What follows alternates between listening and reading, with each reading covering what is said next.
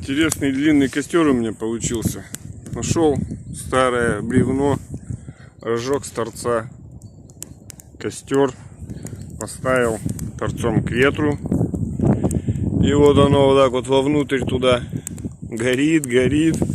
Оно уж отсюда начало, с вечера. И вот так вот прогорело. И вот оно как бы получается дымит туда. Вовнутрь. Краишки разбегались все видные. И так оно туда маленько подкинул, загорелось. Не подкидываешь, оно там просто получается